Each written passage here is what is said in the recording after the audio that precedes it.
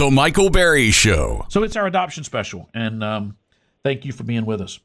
In an op-ed in Evie magazine, Leah Outten shared her story of experiencing an unexpected pregnancy at the age of 16. And she talks about that every year when we do this, most years we've had someone call up because we'll have people who are adopted and they tell their stories, or parents who adopted and they tell their stories. More often than not, it's a kid who was adopted and they're so thankful for their parents, and sometimes they've lost that parent. But years ago, we had the first one of where someone called up and said, hey, I know I'm the bad guy in this story, but I had a child and I gave that child up for adoption. And it was an act of love, and it really made people think differently. And ever since then, every year, we typically have a caller who made that choice. Well, Leah Outten is one of those. She had pressure to seek an abortion, but she chose life for her child. And she did something that's very difficult to do. She put her child into the adoption process, and another family could enjoy that child. And Kaylee grew up a beautiful, wonderful child, and that's what she's here to tell us about. So, Leah Outten, welcome to the program. Oh, thank you for having me. I'm excited to share more. So, to start with, what made you want to share this story? It's deeply personal, and not everyone will consider you the hero I do out of it. For me, it's changed my life. And, I was at 16 on a trajectory that I wasn't proud of. And to be able to, and now 22 years ago, since that moment of seeing those positive lines on a pregnancy test, of just the healing and the journey God's taken me on. And I want to share that with other people as one part of why this is important to me, but also because I was so well loved by my church, by my family, by the agency I used, by my daughter and her family, which is not always common, and especially 22 years ago. And so to be able to help communities and parents to know how to support a woman or a girl, whatever the age, that's walking through this very difficult experience of unexpected pregnancy, and along with, if she chooses adoption, how to do that better, how to love her more, dispelling some of those myths about birth parents, and that we aren't necessarily the bad guy in the story.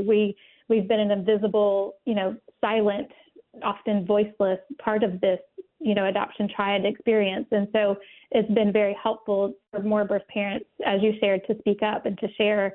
It's not an easy decision. It's not that we just walked away or didn't love or didn't want our children. It was a decision that was difficult and made out of love to help our children to have a better start to life. And so I share just to help undo some of those myths and showing just what it can look like to not only walk through this experience, but also to have an open adoption with an adopted parent, and how that can benefit everybody as well. And to start, let's define what an open adoption is, because people outside the adoption world don't know what an open and a closed adoption is. So why don't you start with that? Yeah, so I know when I found out I was pregnant, all I thought was closed adoption, of where I would never see her or know how she was doing, or have photos of what she looked like. And that's, for a long time, that's how it was done. And then the last few decades, we're starting to see a shift of realizing that having access to birth family, to answer medical questions, to know more of their adoption story, their roots, their identity, medical, all the things have become important to know. And so with open adoption, it can look lots of different ways, but there's some kind of contact with the birth family. For us, that looks like including visits along with photos and updates.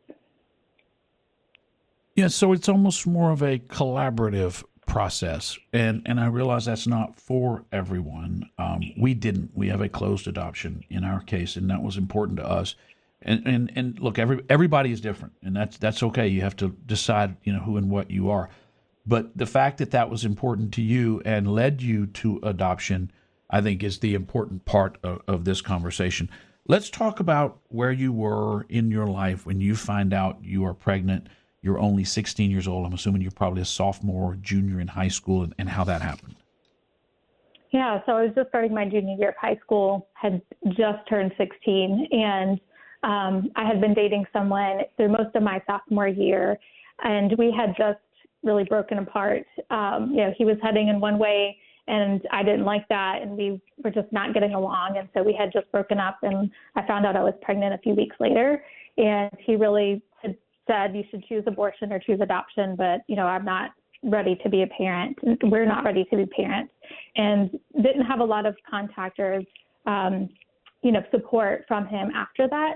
And so I really was left to decide what to do, and really felt like parenting was going to be my option because abortion did not feel right to me. I innately knew that she had a purpose in this world, and it wasn't my decision and my right to take that away from her. And, grateful for parents who supported me in that decision. I never felt forced to make a different decision.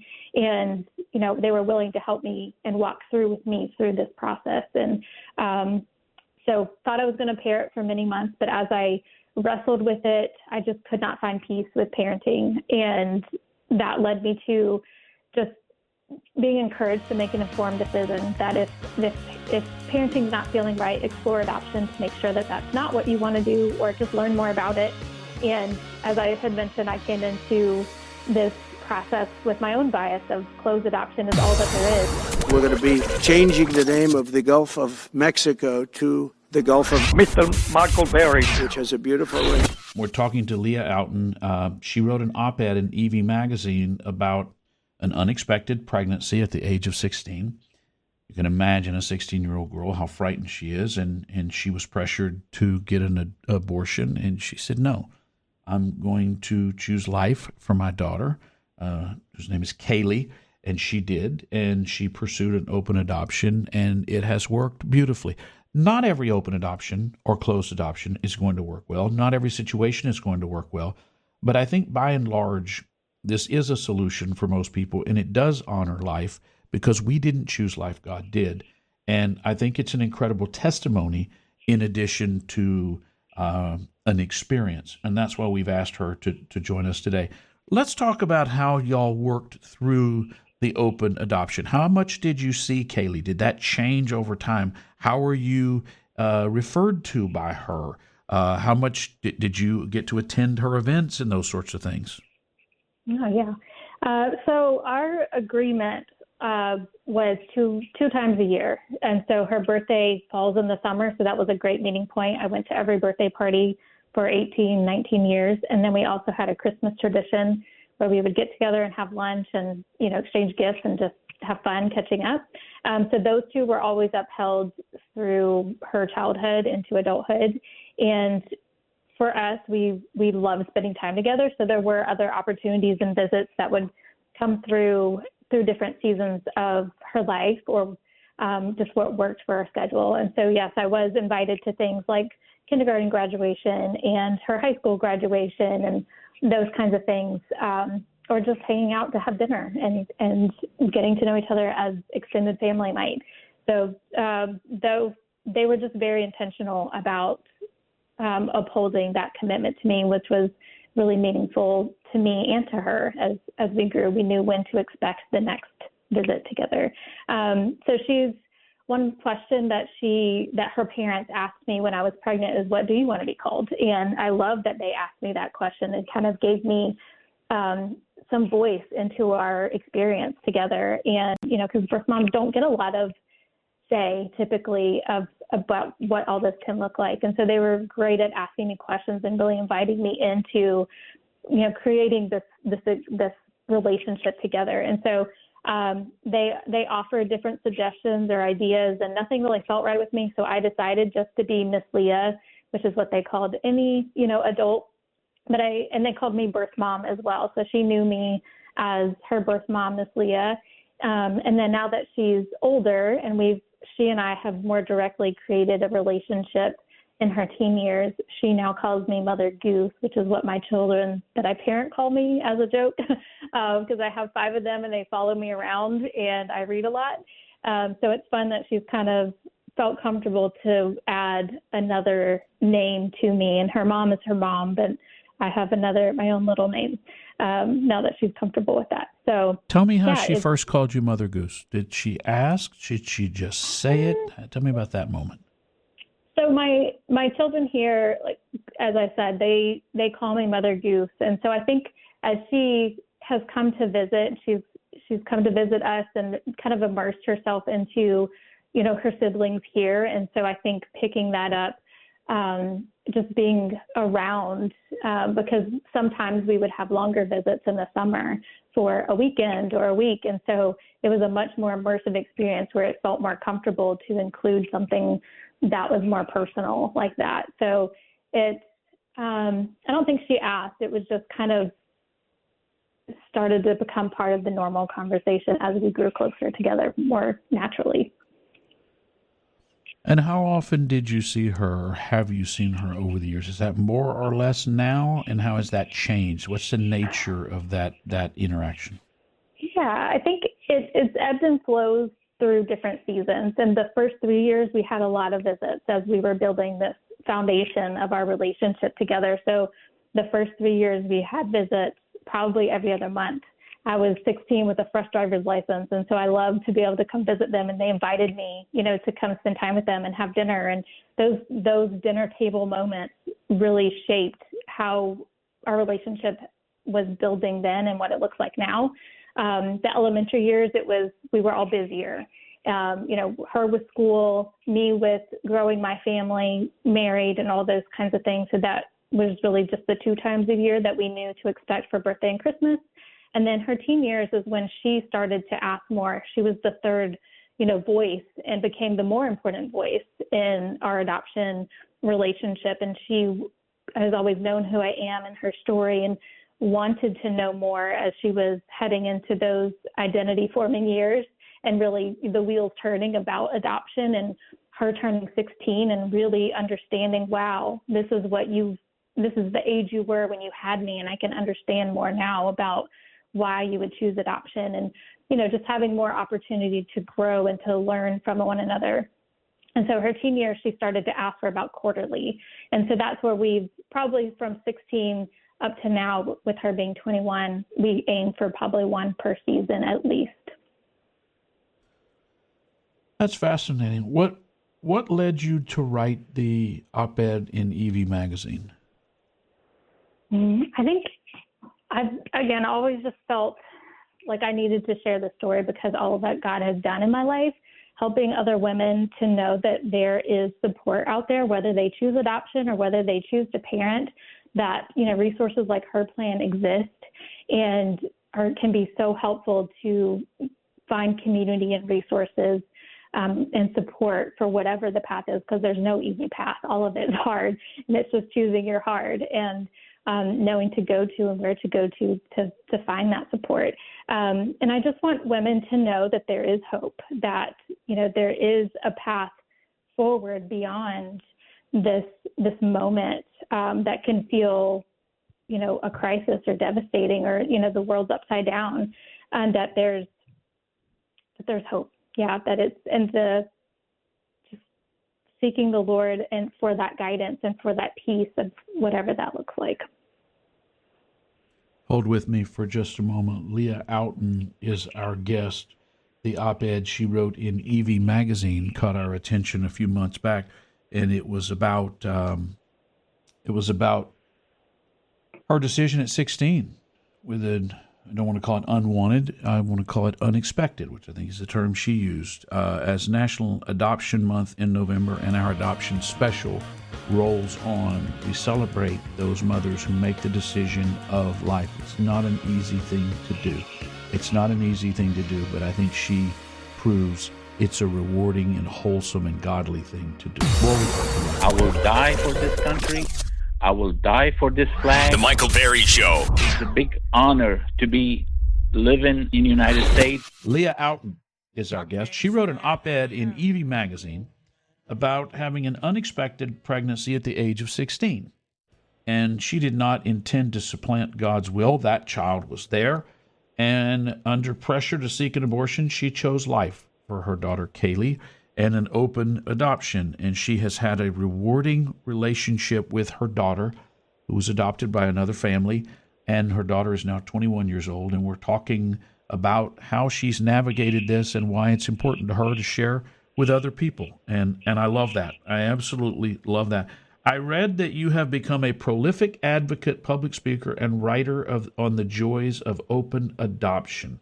How did you get involved doing that? And I'm curious what kind of questions people ask about this.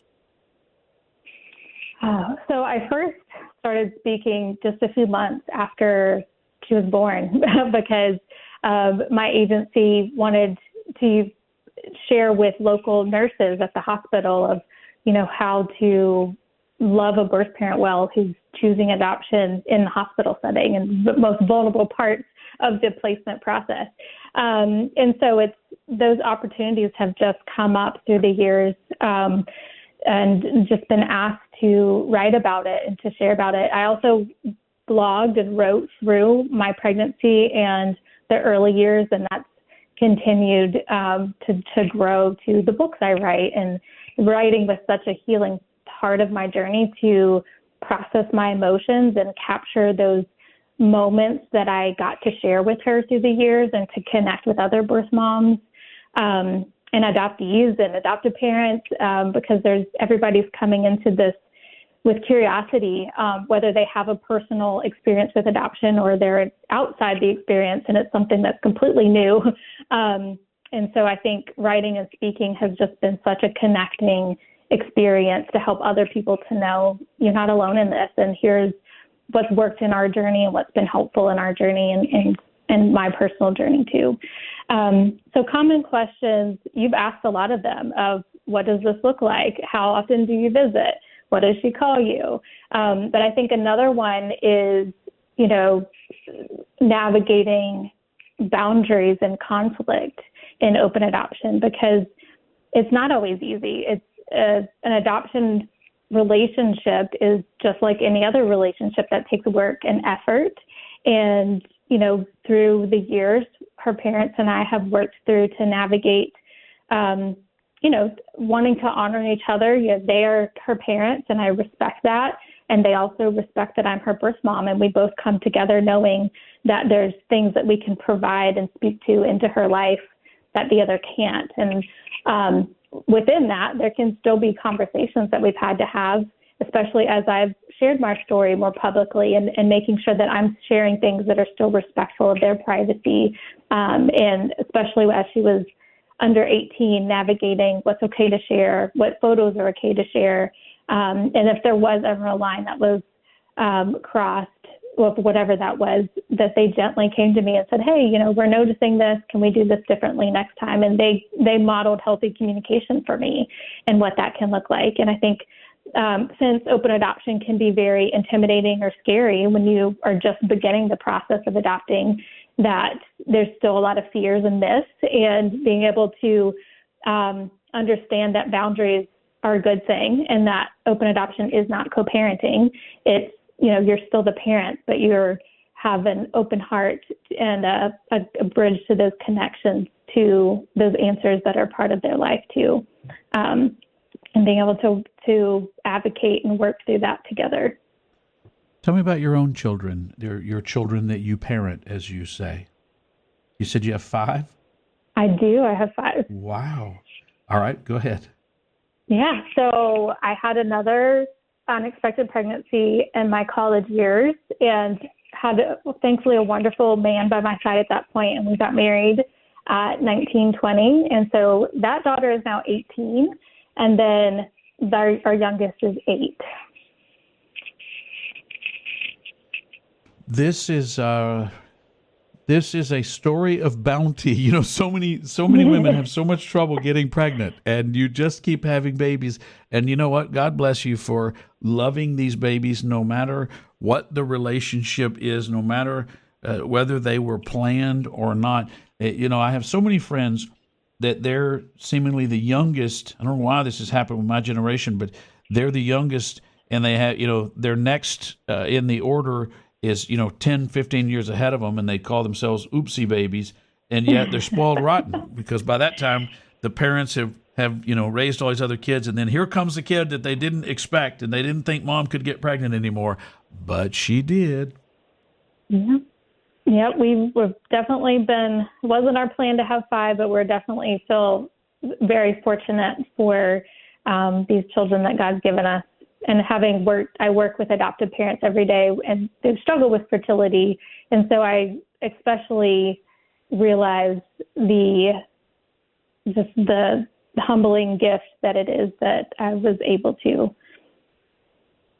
I think that's absolutely right. And I think that you have been, as most true, faithful Christians are, you have been open to God's direction in your life that may not have seemed like the perfect journey or the perfect film, but somehow with enough love and care and hard work and plenty of tears, you get there. And I see these journeys, somewhere down the road, and you just get there. You figure out how to make it work, and it's not always easy. But at the end of it all, you're delighted that you did. Leah, before we let you go, are there any other resources you would recommend for folks who are going through some aspect of all of this? One would be that I have a book if you're curious about more of the details of of the emotions, of the experiences, and the hospital experience, and how her parents and my support system supported me and loved me through the years, and also just what it's looked like up until she was 18. I also have a nonprofit called the Ampersand Initiative, and that is our post-placement resource to help not just birth parents, but also adoptive parents and adoptees and kinship care, foster care, to have retreats that are in a really safe, beautiful environment, and having fun, because, cultivating community and healing can be a lot of heavy, tears and hard work, but it also, there's a lot of healing that comes with joy and laughter and, being in beautiful places. So we have that as well. And we have educational topics online that will help with adoptive parents or just anybody involved that wants to learn more from a birth mom, and just other people in the adoption community. And then Her Plan, of course, is a great resource if someone is struggling with an unexpected pregnancy and needs resources that they can guide you national-wide to find those support networks near you. God bless you, Leah Outten. Thank you for sharing your story. You just never know who will hear it, and it'll make a difference for them. I appreciate your time. I looked at them, and they looked at me, and I just looked at her, and I said, just get your stuff and get out. The Michael Berry Show. So I reached over and got a newspaper, and I rolled it up, and I slapped him on the nose. I said, bad dog. Bad dog.